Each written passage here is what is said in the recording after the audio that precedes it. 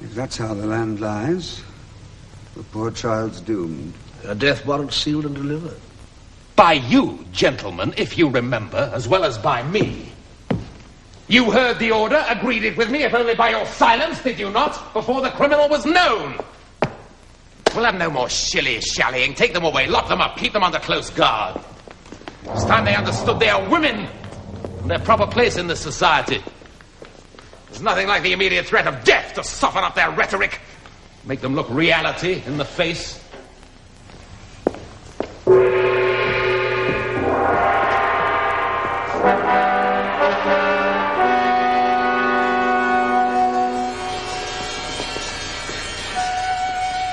They can call themselves lucky, the fortunate few who live their lives through, never drinking from the bitter cup of pain.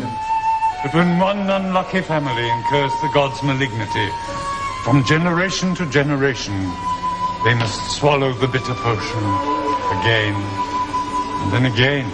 Just as rollers crash and sea spray whips on an exposed beach and black clouds lower, and the gale from the north screams through frozen lips, while the sea casts up from its depths a shower of pebbles on the shore. And black sand from the chasms of ocean darkens the strand.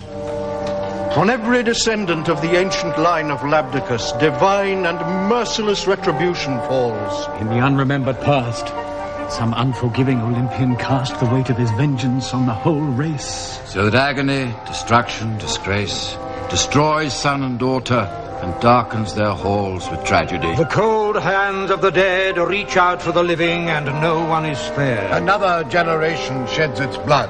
New light is snuffed out, and the young root bared for the same bloody axe. The characteristic sin of Oedipus, arrogance, brings its bleak harvest in. For Zeus is all-powerful. No man can match him. He never sleeps as man must sleep.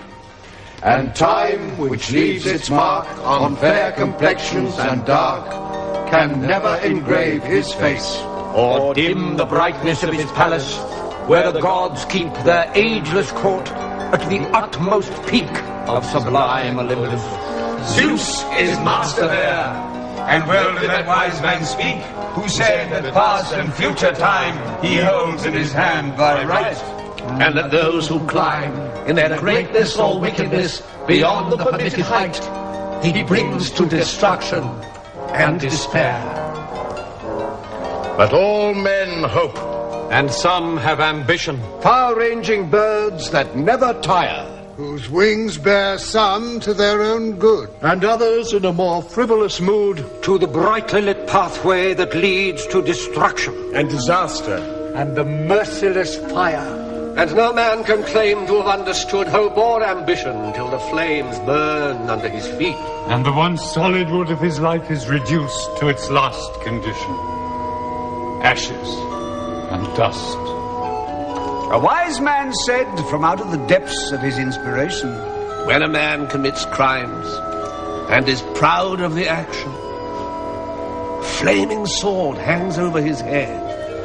No future but the grave and a funeral urn.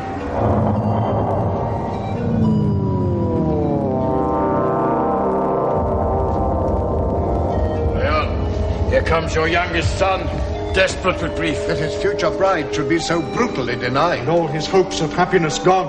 For the last of your sons, what relief from his consuming fears and the bitter penance of tears. Does he come to beg for mercy? for his beloved Antigone. We shall learn that from his own lips without any need of fortune tellers.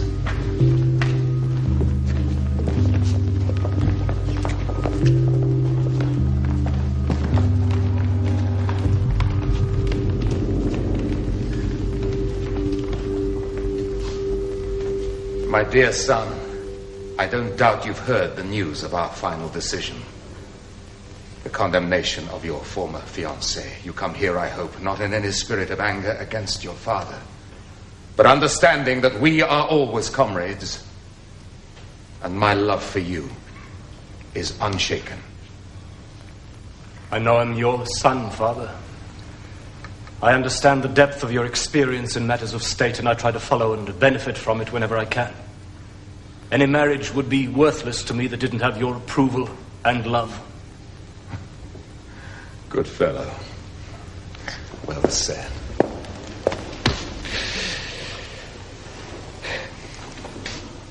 A father's opinion should always be influential with his sons.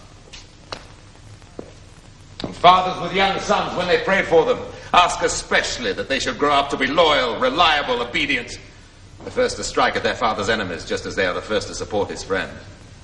A father whose sons yield no such profits from the investment of his parenthood breeds grief and sorrow as his offspring and becomes himself a figure of fun, especially to his enemies.